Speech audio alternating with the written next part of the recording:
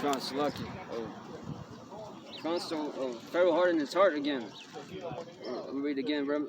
Exodus 9, verse 32. But the wheat and the rye were not smitten, for they were not grown up yet. 33. And Moses went out of the city from Pharaoh, and Spirit brought his hands unto the Yahweh, and the thunderings and the hail ceased, and the rain was not poured upon the earth. Exactly, man. 34. And Pharaoh saw that the rain and the hail and the thunderings were ceased. He sinned yet more, and hardened his heart, he and his servants. Just like 2/3, man. Their hearts are hardened as well, just as Pharaoh's is. Verse 35, and the heart of Pharaoh was hardened, neither would he let the children of Israel go, as the Yahweh had spoken by Moses. So you see, the Moshe spoke to Moses there, saying, when he told Moses, yeah, I know you will not let our people go. Yeah, man.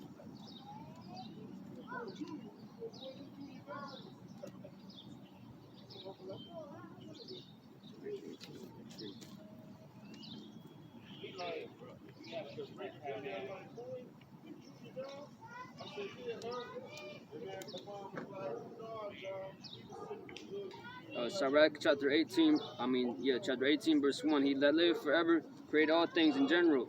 The Lord only is righteous, and there is none other but he. Verse 3, who governeth the world with the palm of his hand, and all things obey his will. For he is the king of all, by his power dividing holy things among them from profane. Exactly, like that's why he's gonna divide the hardened hearts from the fleshly hearts, the elect. The fleshly hearts are the elect, and the hardened hearts are these 2/3 and all these other nations, man.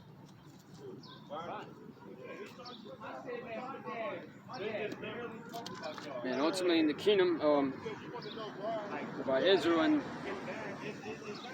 it's going to divide Israel and Edom and all these other nations, man. Ultimately Edom, though, you know, because we know what's going to happen to Edom after his time. He serves. But continuing on here, anyway, it reads.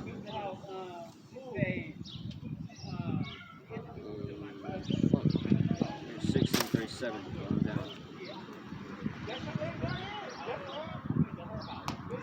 Second Esdras chapter 16:37, and I'm gonna just close out with this. Behold, the plagues are nigh, are not slack, as when a woman with child in the ninth month bringeth forth her son.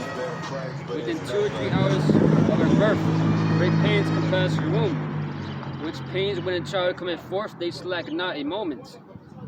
30. Even so shall not the plagues be slack to come upon the earth, and the world shall mourn, and sorrow shall come upon it on every side. God, you know.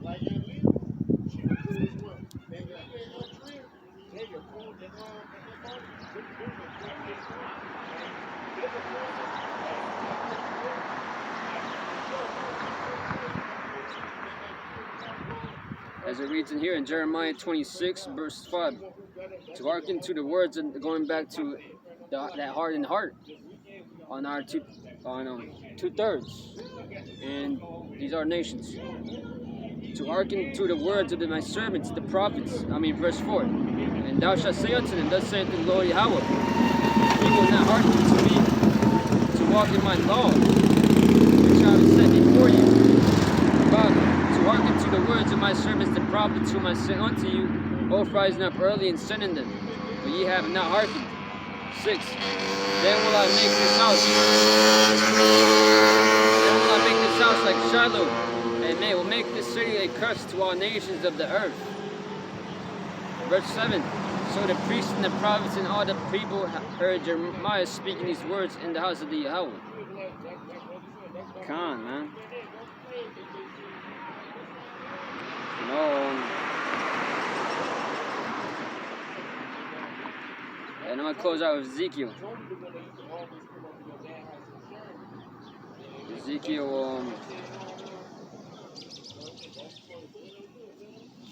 Ezekiel chapter 3, verse 7. But the house of Israel will not hearken unto thee, for they will not hearken unto me. For all the house of Israel are impudent and hard-hearted. Gone. And I'm going to close out with Isaiah 6, verse 9. And he said, go unto his people, hear ye indeed, but understand not, and see ye indeed, but perceive not. Verse 10, make the heart of this people fat, and make their eyes heavy, and shut their eyes, so that they see with their eyes and hear with their ears, and understand with their heart, and convert and be healed.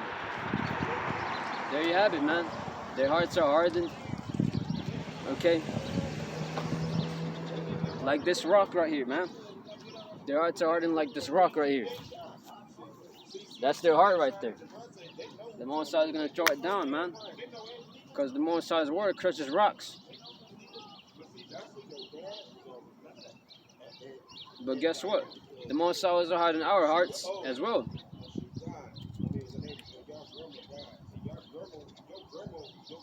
So it's all straight, bro. This Ezekiel chapter 3, verse 9. As an adamant harder than flint have I made thy forehead. Fear them not, neither be dismayed at their looks, though they be a rebellious house. Back to verse 8. Behold, I have made thy face strong against their faces, and thy forehead strong against their foreheads. 9. As an adamant harder than flint have I made thy forehead. Fear them not, neither be dismayed at their looks, though they be a rebellious house. Come on, man, just like this Jakes that was passing by earlier. He just kept looking back and mean mugging and mad, whatever they call it.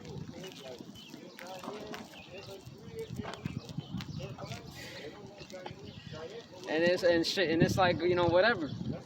Because the Most High made my forehead strong against their foreheads, okay? Or I should say the prophets, you know, Lord will not pride as prophets. So that's why it says there, be not dismayed at their looks. Okay? I'm reading again on Ezekiel 3, verse 9. As an adamant harder than flint have I made thy forehead. And fear them not, neither be dismayed at their looks, though they be a rebellious house. So yeah, man. You know, and without that, we really couldn't be, we wouldn't be able to prophesy as much as we are. Because we'll just be getting run out the block. But you notice, I'm still standing here, and they haven't knocked me out yet. So yeah, man. Like in that scene of Raging Bull, when this Jake was fighting this other dude, he kept punching him, but in the end he went up to him and he was like, you ain't knocking me out. You ain't knocking me out. You know, he said that to his face, man. So that's like us with 2/3, man.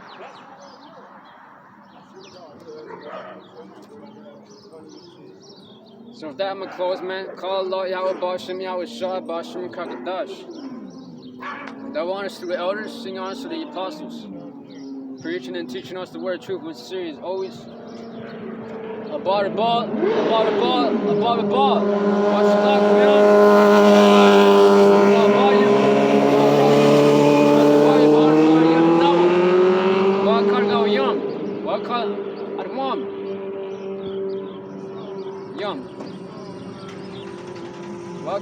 Zari by Grub. Khan, you know. So next time, Lord willing, pray on this edifying. Peace, lifestyle, history of the elect. Shalom.